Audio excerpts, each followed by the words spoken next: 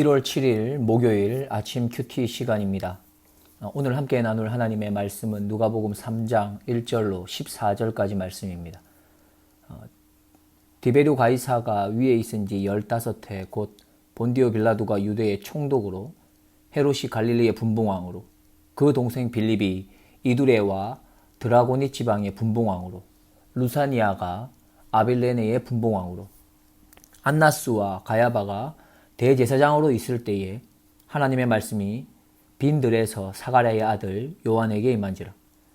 요한이 요단강 북은 각처에 와서 죄사함을 얻게 하는 회개의 세례를 전파하니 선지자 이사야의 책에 쓴 바 광야에 외치는 자의 소리가 있어 가로되 너희는 주의 길을 예비하라. 그의 첩경을 평탄케 하라.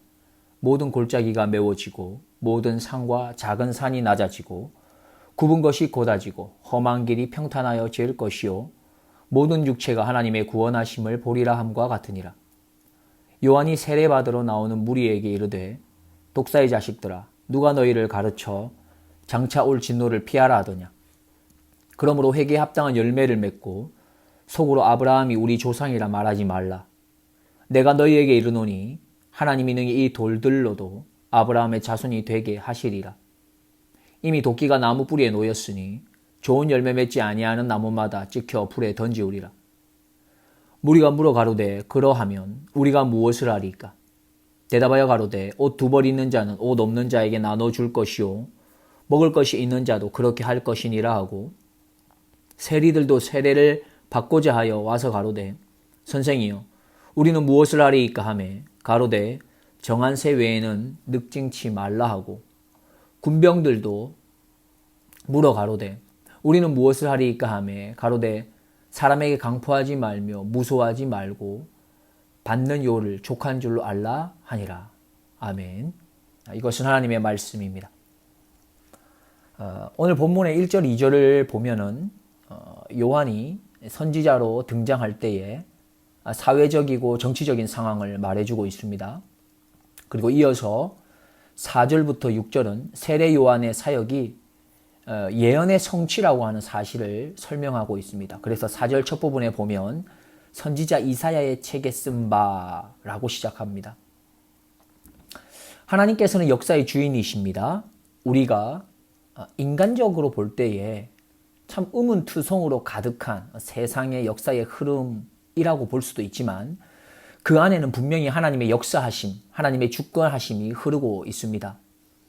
그렇기 때문에 하나님께서는 세상을 창조하신 이후에 끊임없이 이 세상에 간섭하시고 이 세상을 향해서 끊임없이 말씀하시면서 이 땅 가운데서 일하셨습니다. 하나님께서는 하나님의 목적과 하나님의 계획하심을 이 땅에 이루어 가시기 위해서 이 땅 가운데 말씀으로 계속 나타나셨던 것입니다. 그래서 하나님의 말씀에는 그 당시 그 시대를 향한 하나님의 목적 그리고 계획이 나타납니다. 그런데 오늘 본문에서 보면 그 하나님의 말씀이 어떻게 나타나고 있습니까? 그리고 어디에서 나타납니까? 하나님의 목적과 계획이 담겨져 있는 그 하나님의 말씀이 하나님의 성전에서 들려진 것이 아닙니다. 하나님의 말씀이 빈들, 즉 광야에서 들려졌습니다. 우리는 이 부분에 주목할 필요가 있습니다. 2절입니다. 안나스와 가야바가 대제사장으로 있을 때에 하나님의 말씀이 빈들에서 사가랴의 아들 요한에게 임한지라. 우리는 분명하게 알아야겠습니다. 성전에서 들려지는 모든 말씀이 하나님께서 자신의 목적과 계획을 담아서 드러내시는 것이 아닐 수도 있다는 것이죠. 즉 종교 권력이나 종교의 심취에 있는 자, 심지어 성경을 사용하고 성경을 가르치는 사람일지라도 하나님께서 그분의 목적과 계획을 그들을 통해서 드러내지 않을 수도 있다는 겁니다. 도리어 변방에 아무도 알아주지 않는 광야에서 보잘것 없어 보이는 한 사람의 외침을 통해서 하나님께서는 지금 이 세대를 향한, 이 시대를 향한 하나님의 뜻하심과 계획하심을 드러내 보일 수도 있는 것입니다. 광야에서 하나님과 독대하면서 살았던 세례 요한처럼 하나님께서 주신 소명에 사로잡혀서 이 땅에서 자신에게 주어진 그 각자의 현실을 열심으로 살아내는 그러한 하나님의 종에게 하나님께서는 자신을 드러내십니다. 하나님의 말씀은 그러한 한 사람 한 사람에게 자신의 뜻과 계획과 목적을 담아서 드러내 보이십니다. 그래서 교회와 세상은 이러한 소리, 광야에서 외치는 자의 소리에도 귀를 기울여야 하며 마음에 담아 두어야 합니다. 특별히 무엇이 옳은지, 무엇이 하나님의 말씀이고 무엇이 마귀의 속삭임인지 참으로 분별하기가 쉽지 않은 이 세대에서 참된 하나님의 말씀을 분별하여 듣기 위해서 우리는 영적으로 깨어 있어야겠습니다. 말씀을 준비하면서 그래도 참 감사한 것이 있었습니다. 하나님께서 우리 교회를 참으로 사랑하시는구나 하는 생각이 들었습니다. 세례 요한의 외침이 다른 곳이 아닌 우리 교회 안에 들려지고 있다는 그런 생각에 참으로 감사했습니다. 우리 교회 안에 귀한 말씀의 바람을 불게 하셔서 하나님의 성전을 통해서 진리와 생명과 구원의 복음의 메시지가 풍성하게 그렇게 흘러갈 수 있게 하신 하나님께 감사와 찬양과 영광을 올려드리게 되었습니다. 세례 요한의 그 외침과 그의 사역을 통해서 이 시간 잠시 언급하고 싶은 또 하나의 중요한 부분이 있습니다. 세례 요한이 하나님의 말씀을 받은 곳은 빈들 광야였지만 그가 받은 복음으로 실질적으로 선포했던 곳은 광야가 아니라 로마 제국과 팔레스타인이라는 사회 속에 들어가서 하나님의 뜻을 전했다는 사실입니다. 세례 요한은 세상으로 나아가서 말씀을 외쳤으며 말씀으로 살았던 겁니다. 그래서 그는 헤롯 안티파스의 죄를 지적하다가 결국 참수형을 당하기도 했지 않습니까? 마찬가지로 우리가 하나님의 말씀을 듣는 곳은 성전이고 교회고 그리고 지금은 팬데믹으로 인해서 가정에서 예배의 시간입니다. 그러나 그 말씀이 전달되어져야 할 곳은 세상입니다. 하나님의 말씀이 나의 머리, 나의 마음, 나의 감정에 머물러 있어서는 안 됩니다. 하나님에 대한 지적인 알미, 하나님에 대한 뜨거운 감동이 하나님을 향한 열정과 뜨거움의 행동이 내 삶이나 내 가정, 내 교회 안에만 머물러서는 안 된다는 겁니다. 세상으로 흘러가야 하는 것입니다. 우리 모두 그렇게 세상 속으로 하나님의 말씀을 흘려보낼 수 있기를 소망합니다. 본문의 10절부터 14절까지의 말씀은 누가복음에만 있는 내용입니다. 그 내용을 보면 세례 요한이 외쳤던 회개에 합당한 열매를 맺으라 라는 말에 세 부류의 사람들이 이렇게 묻습니다. 우리가 무엇을 하리이까? 우리가 무엇을 하리이까? 그러자 요한이 어떻게 하는 것이 회개에 합당한 열매를 맺는 것인지를 구체적으로 말해 줍니다. 첫 번째, 무리들이 묻습니다. 우리가 무엇을 하리이까? 그러자 요한이 대답합니다. 11절입니다. 대답하여 가로되 옷 2벌 있는 자는 옷 없는 자에게 나누어 줄 것이요 먹을 것이 있는 자도 그렇게 할 것이니라 하고. 요한은 부유한 자들이 가난한 자들에게 자발적인 구제의 손길을 베풀어야 한다고 말합니다. 가난한 이웃과 함께 나누고 베풀며 살라는 말씀입니다. 두 번째는 세리들도 묻습니다. 우리는 무엇을 하리이까? 그러자 요한이 대답합니다. 13절입니다. 가로되 정한 새 외에는 늑증치 말라 하고. 요한의 말은 각자에게 주어진 일을 그만두라는 것이 아닙니다. 자신이 있는 위치에서 공정하고 정직하게 행할 것을 말씀하고 있습니다. 우리가 무엇을 하든지 그 일을 하나님 앞에서 정직하고 바르게 할 수 있기를 소망합니다. 세 번째, 군병들도 묻습니다. 우리는 무엇을 하리이까? 그러자 요한이 또 대답합니다. 14절입니다. 군병들도 물어 가로되 우리는 무엇을 하리이까 하매 가로되 사람에게 강포하지 말며 무소하지 말고 받는 요를 족한 줄로 알라 하니라. 자신에게 있는 권력과 힘을 이용하여 자신의 배를 불리는 데만 사용해서는 안 됩니다. 우리는 누구나 힘과 권력이 있으면 자신의 이익을 자연스럽게 추구하는 그러한 모습들이 있습니다. 단지 그 차이, 그 강도의 차이가 있을 뿐이지 우리 모두에게 그러한 욕심들이 있는 것이죠. 그래서 세례 요한이 말합니다.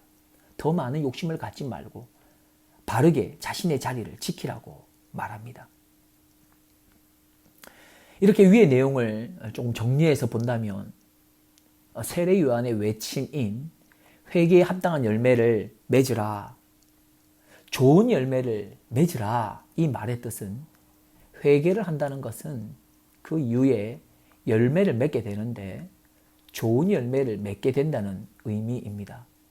회개를 한다고 하면서 행동에 변화가 없는 것은 참된 회개가 아니라는 말씀입니다. 나는 구원받은 하나님의 자녀다라는 구원의 확신은 너무나도 중요합니다. 그런데 이스라엘 백성들을 보면 그 구원의 확신, 즉 구원받은 백성이라는 이 선민의식이 잘못된 모습으로 나타나서 자신들은 어떻게 행동해도 하나님께서 버리시지 않고 구원하신다라고 하는 잘못된 신앙관을 가지게 되었고 결국엔 회개를 하지만 행동에는 전혀 변화가 없는 회개를 하는 그런 변화 없는 회개를 하는 이상한 회개의 모습을 가지게 되었습니다. 간혹 신앙의 배경이 좋다라는 것에만 만족하고 정작 자신의 삶에는 전혀 회개에 대한 합당한 열매가 없는 사람들이 있는데 이러한 부분을 세례 요한은 지적하고 있습니다. 누가복음 16장에 부자와 나사로의 비유가 있습니다. 부자는 죽어서 믿음의 조상인 아브라함을 향해서 아버지 아브라함이라고 부르는 그런 신앙의 모습을 볼 수 있지만 아브라함과 함께 있지는 못했습니다. 도리어 거지 나사로는 아브라함의 품에 있었습니다. 그리고 누가복음 19장에도 우리가 잘 아는 삭개오가 나옵니다. 그는 예수님을 만난 후에 자신의 잘못을 회개하지요. 그리고는 회개에 합당한 행위, 회개에 합당한 열매를 맺는 것을 볼 수가 있습니다. 누가복음 19장 8절과 9절입니다. 삭개오가 서서 주께 여짜오되 주여 보시옵소서 내가 소유의 절반을 가난한 자들에게 주겠사오며 만일 네 것을 토색한 일이 있으면 4배나 갚겠나이다. 예수께서 이르시되 오늘 구원이 이 집에 이르렀으니 이 사람도 아브라함의 자손이미로다. 결국 삭개오는 회개에 합당한 열매를 맺음으로 아브라함의 자손이 되었습니다. 말씀의 결론을 맺겠습니다. 지금 우리는 하나님께서 세상을 향해서 또 교회를 향해서 우리를 향해서 말씀하고 계시는 그 음성을 듣고 있습니까? 하나님께서는 끊임없이 하나님의 목적과 하나님의 계획을 우리에게 말씀하고 계십니다. 왜냐하면 그것을 이루시는 것이 하나님의 일이기 때문입니다. 이 세상에 또 우리 교회에 우리 가정에 하나님의 목적하심과 하나님의 계획하심을 이루시는 것이 그게 하나님의 일입니다. 하나님의 일하심이 세례 요한을 통해서 이루어졌듯이 지금 이 시대에 하나님의 일하심이 나를 통해 이루어지고 우리 교회를 통해 이루어지게 해달라는 그러한 뜨거운 마음이 우리 안에 결단되어지고 각오되어지기를 소망하며 기도합시다. 회개에 합당한 열매를 맺으라는 하나님의 외침이 우리 안에 뚜렷하게 그렇게 들려지기를 소망합시다. 또한 우리의 입술을 통해 우리의 전 삶을 통해 진심으로 하나님께 내가 무엇을 하리이까 하면서 하나님 앞에 무릎으로 나아가는 그런 한 사람 한 사람 되기를 주님의 이름으로 축복드립니다. 그리하여서 우리의 남은 내 삶 속에 우리의 삶 속에 회개에 합당한 열매 또 좋은 열매를 풍성히 맺을 수 있는 모든 훌루턴 가족이 되시기를 주님의 이름으로 축복드립니다. 기도하겠습니다. 하나님, 오늘도 저희들에게 새날을 허락해 주셔서 감사합니다. 오늘 하루 하나님의 말씀이 내 마음과 생각과 행동을 주장할 수 있게 하셔서 바른 회개를 하고 좋은 열매를 맺을 수 있게 하여 주옵소서. 그리하여 나의 모습을 통해서 오직 예수 그리스도의 구원에 합당한 열매와 그러한 모습만이 흘러갈 수 있도록 하여 주옵소서. 내 삶에 더 풍성한 회개에 합당한 열매가 맺혀지기를 간절히 소망하며 살아계신 예수 그리스도의 이름으로 기도드리옵나이다. 아멘.